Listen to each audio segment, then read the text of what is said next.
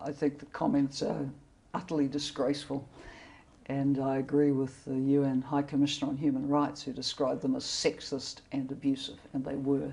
Do you think the Myanmar government should condemn the remark by the Buddhist monk?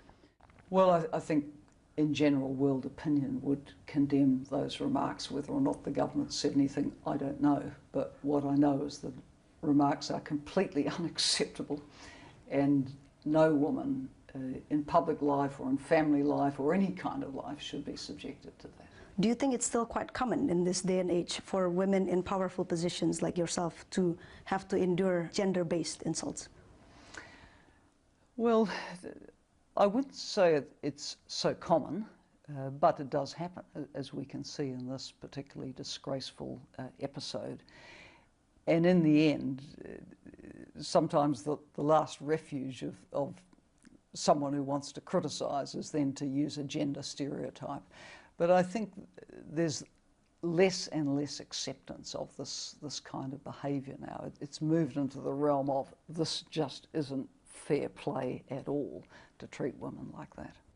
Now, rumour has it that you applied for your current position after seeing a job ad, for the UNDP administrator.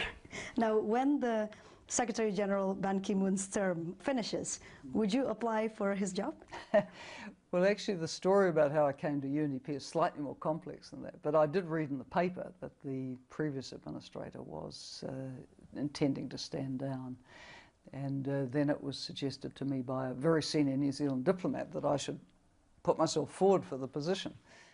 And what's next? Are you interested in the Secretary General position? Well, who knows? That's a matter for the member states to discuss what kind of leader they want, what gender, what region. There's a lot of complex factors that go into it, and probably the geopolitical factors are the biggest ones.